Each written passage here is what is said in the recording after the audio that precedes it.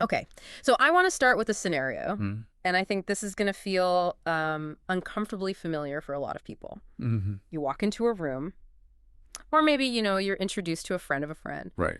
and on paper, everything is totally fine. The lighting's normal, the conversation is polite, nobody is shouting, but Yeah. your stomach just completely Oh, drops. yeah, that's the biological alarm system, isn't it? The Hmm. hairs on the back of your neck go up, your skin gets tight. Exactly. And, with absolute certainty that something is just off. Yeah.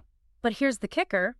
If I stopped you in that exact moment, handed you a microphone and said, "Tell me why you're scared," you probably couldn't do it. No? You'd stutter. You'd say, "I don't know, he just seems weird." And that's usually where we stop, right? We Okay. sort of treat that lack of vocabulary as a lack of evidence. Oh, 100%. We tell ourselves, well, if I can't explain it in a court of law, then I must be making it up. We gaslight ourselves. But today, we are diving into a piece of writing that argues that this silence, this inability to explain it, isn't a failure. Right. It's actually a distinct and pretty sophisticated form of cognitive processing. We're looking at an article by Jaime Hoerricks, PhD. It's titled Gestalt Maturation. And the subtitle is just perfect. It really is. From something feels off to I can name the pattern. This is a heavy hitter of a source. Mm-hmm. I mean, Hoerricks is taking us deep into the mechanics of the Gestalt mind, specifically looking at neurodivergent and autistic development. Mm-hmm. But, and I really want to stress this is not just for our neurodivergent listeners. This is a masterclass in how all human beings process threat versus narrative.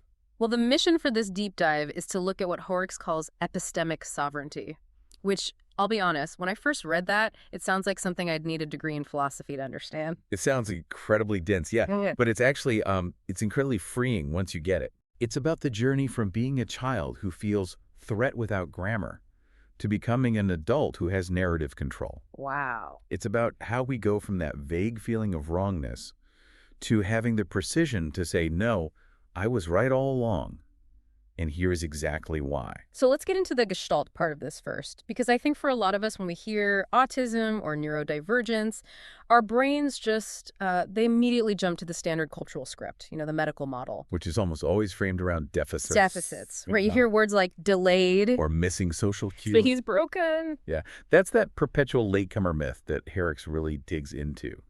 It's this pervasive idea that Gestalt processors, so people who process information as a whole, not in linear steps, Right. that they're just dragging around this cognitive lag, like they're watching a movie where the audio is just slightly out of sync with the video.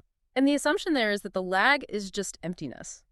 That while the neurotypical kid is understanding the situation, the autistic kid is just buffering. That is the critical misunderstanding. And Hoerricks flips this entirely. The source argues that this delay, it isn't a lack of processing, it's a different kind of processing. Okay, how so? Well, think about it this way. A linear thinker, which is often the neurotypical model, might walk into a room, spot a specific social cue, and immediately apply a pre-existing script. Like, oh, he smiled, so he's friendly. Top-down processing. Exactly. It's Mhm. efficient, it's quick. But potentially shallow. That's the key. Potentially shallow. A Gestalt processor, on the other hand, is doing bottom-up processing. They are not applying a script. They're taking in everything. Everything. The tone, voice, the micro-expressions, the lighting, the tension in the other person's jaw, the history of every similar interaction they've ever had. They are recording a high-fidelity movie of the entire atmosphere. So the silence isn't buffering, it's downloading. It's archiving. It's immense data collection. And because they're collecting so much data and not filtering it through some social script right away, they can't just spit out a sentence to explain it yet. The pattern hasn't emerged. The pattern hasn't emerged because the data set is still being built. That makes the term deficit feel pretty insulting, actually. It does. It's more like thoroughness that inconveniences others. Precisely. And I think that leads us right into the most evocative part of Hoerricks' writing, which is the atmosphere of childhood. Right. Because if you are this high-fidelity recording device and you're put into a confusing or, a predatory situation, you aren't just missing cues. You're absorbing the ambient creepiness. That phrase, it's so powerful. It really stuck with me. Hoerricks gives these visceral examples that I think anyone, regardless of their neurology, can feel in their bones, like forced affection from relatives, the adults who crossed quiet lines. And the one that really lands, the way certain looks linger too long. It's haunting because it's so subtle, and this is where the conflict comes in, right? Because a lingering look isn't a crime. Yeah. You can't call the police because an uncle stood a little too close to you. And this is the absolute crux of the Gestalt struggle in childhood. Mhm. These events, the lingering look, the hand that rests a little too long on a shoulder, they don't register as clear, linear narratives. Okay. They don't have a beginning, a middle, and an end. They don't have a label like assault or abuse in that moment. Hoerricks writes that they register as unease without language, threat without grammar. Threat without grammar. Let's just pause on that for a second because it helps explain so much of the trauma that Hoerricks is describing here. Okay. When you have a threat without grammar, you have the biological reality of fear, the cortisol, the adrenaline, that stomach drop we talked about. Yeah. But you have no social structure to hang it on. You don't have a sentence that explains why you are so afraid. Without the grammar, you can't communicate it.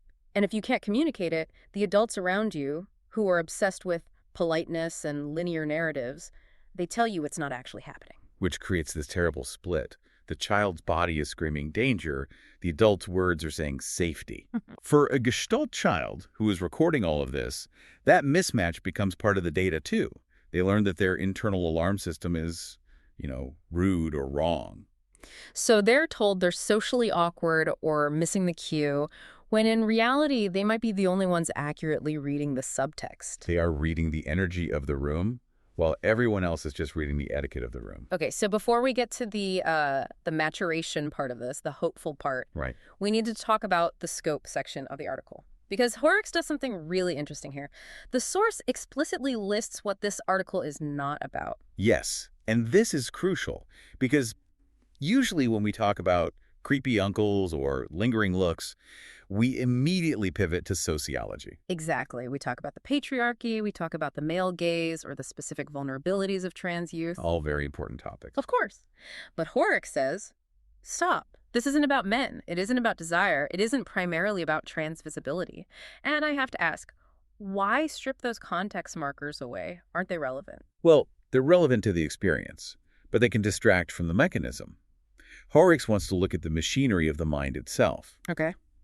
If we get bogged down in a debate about, say, why men do this, we stop looking at how the Gestalt mind processes this. So it's an attempt to isolate the variable. Exactly. Yeah. Hoerricks argues that if we view these moments through the lens of desire or gender, we are applying a top-down script again.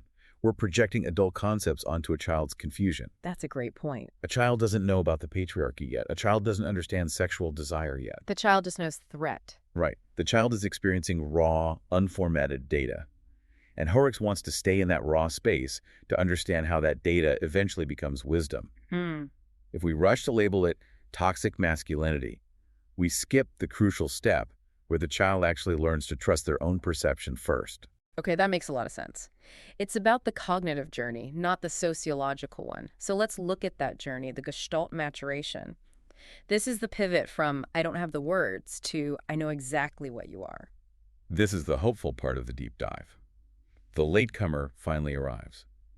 And Hoerricks describes this as moving toward named pattern, motive, and power. How does that happen? I mean, does it just happen with age? Age is part of it, sure, but it's really about achieving a critical mass of data. Remember that archiving we talked about earlier? The high fidelity recording? Right. So imagine you spend 20 years recording every weird look, every uncomfortable silence, every strange comment. For a long time, it's just a pile of tapes. You don't know what they mean. Yeah. But eventually, your brain, that Gestalt processor, it starts to cross-reference. It starts seeing the similarities. It sees the pattern, and you realize, wait a minute, every time a person uses that specific tone of voice, they end up asking for a favor they really shouldn't ask for. Or every time someone stands that close, they're testing my boundaries. It's like the detective board connecting all the strings with yarn. And when that connection happens, it is not a guess anymore. It is a solid, undeniable structural understanding. That is Gestalt maturation. So the vague unease crystallizes. It crystallizes into what Hoerricks calls power literacy. Power literacy. I love that term. It implies that power dynamics are literally a language you can learn to read, just like English or French. And for the Gestalt mind, because they learned it the hard way, bottom up. From the raw data, their literacy is often deeper than a neurotypical person's. How so? They aren't just following social rules, they understand the deep architecture of manipulation. And all of this whole journey, it brings us to the big concept in the title. Epistemic sovereignty. Epistemic sovereignty. Yeah, we promised we would unpack this, and it still sounds intimidating. It does, but let's just break it down. Epistemic comes from epistemology, right? The study of knowledge. How do we know what is true? Yeah. And sovereignty just means you are the ultimate authority. There is no higher court. You're the final word. So epistemic sovereignty is what? Declaring yourself the supreme court of your own reality. That's a powerful way to put it. Yeah. It is the refusal to be gaslit. It's the point where you stop looking at the other person to tell you what happened, and you say, no, I have the data. I have the pattern. I know what this is. That has to be incredibly difficult to achieve, though, especially if you spent your whole life being told you're socially blind. Well, it's a massive struggle. Hoerricks identifies 3 specific tools that are necessary to reach this state: safety, embodiment, and visibility. Let's walk through those. Why safety? Because you cannot process terabytes of traumatic data while you are still currently under threat. It's just not possible. Right. You need distance. You need to be out of the room with the creepy uncle before you can analyze why he was creepy. Your brain needs the bandwidth. That makes perfect sense. And what about embodiment? That feels like a buzzword we hear a lot, but what does it mean in this context? In this context, it's basically the opposite of dissociation. Many neurodivergent kids survive by disconnecting from their bodies because the sensory input is just too much. Embodiment means reconnecting those wires. It means trusting that the stomach drop is data. It's accepting that the body was recording the truth even when the brain didn't have the words yet. So it's validating that first responder we talked about at the very beginning. Yes. And finally, visibility. And this is about seeing the pattern in the outside world. Okay. Reading sources like this one from Hoerricks, hearing other people say, hey, did you feel that? It validates that your internal data set actually matches external reality. And when you have all 3, safety, embodiment, visibility, you get that interpretive sovereignty. You become the narrator of your own life. And this is the most empowering part of Hoerricks' whole argument. The deficit is gone. The lag is gone. Right. What you have now is a person who sees the truth faster and more accurately than almost anyone else because they aren't relying on polite social scripts. They're looking at the raw behavior. It sounds like they become human lie detectors. In a way, yes. Hoerricks describes this as narrative control. You are no longer the confused victim of the story. You are the one analyzing the story. You can name the pattern. And once you name it, you can navigate it. You can shut it down. It really reframes the entire autistic experience, at least the specific slice of it, from a tragedy of missing out to a long game strategy of deep learning. Deep learning is the perfect term for it. I mean, Yeah. Artificial intelligence works on a similar principle, ironically. It needs massive data sets before it can recognize a cat. Sure. But once it knows what a cat is, it never misses one. Huh. Gestalt maturation is human deep learning. I want to circle back to something we touched on at the beginning. We're talking about this through the lens of autism because that's the source material. But this concept of threat without grammar, I feel like that applies to so many situations. it's universal. I mean, think about a toxic workplace. Oh, absolutely. You walk in and everyone is smiling. There are free snacks in the kitchen. The boss talks about how we're all a family here. Yeah. But you feel sick on Sunday nights. You can't explain why. You don't have the grammar for it yet because on paper, it's a great opportunity. That is a perfect example of Gestalt dissonance. Your body is picking up on the microaggressions, the silence after someone speaks up in a meeting, the fear in people's eyes. But the script, the top-down narrative says, we are happy family. So if we apply Hoerricks' model here, the advice isn't try harder to fit in. The advice is trust the data gathering. Trust the data gathering and be patient with the processing. Just because you can't articulate the toxicity in the first week doesn't mean you're imagining it. You're just in the unease without language phase. And eventually, if you stay safe and you stay embodied, you'll reach power literacy. You'll be able to say, oh, I see, this isn't a family. It's a cult of personality centered around the CEO. And that clarity is what gives you the power to leave or to set boundaries. It's the naming that breaks the spell. It really challenges us to rethink how we treat silence, especially in kids, but even in ourselves. We live in this world that demands hot takes, you know? You have to have an opinion now. You have to know what you feel immediately. We prioritize speed over depth. We think intelligence is a quick retort. But Hoerricks is reminding us that deep perception, the kind that sees through the facade, It takes time. It takes a Gestalt view. It's a reminder that the person in the corner who isn't saying anything might not be slow. No.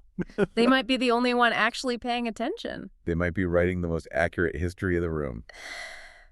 So, as we wrap up this deep dive into Gestalt maturation, I'm just left thinking about that transition, that move from the creepy feeling to the sovereign knowledge. It's a journey worth respecting, for sure. And I want to leave the listener with a bit of a challenge based on that concept of threat without grammar. Hmm. Think about the last time you felt that stomach drop, but you pushed it aside. Because you didn't want to be rude, or you couldn't find the logical argument to back it up. We've all done it. We all have. What if, in that moment, you decided that the feeling was the argument? What if you treated your own nervous system as a valid source of intelligence, even before the words showed up? It's a scary thought, because it means defying a lot of social pressure. But it might just be the most rational scientific thing you can do. Epistemic sovereignty. It's a big phrase, but I think it's one we should all try to claim a little bit more of. Thanks for exploring this with us. Always a pleasure.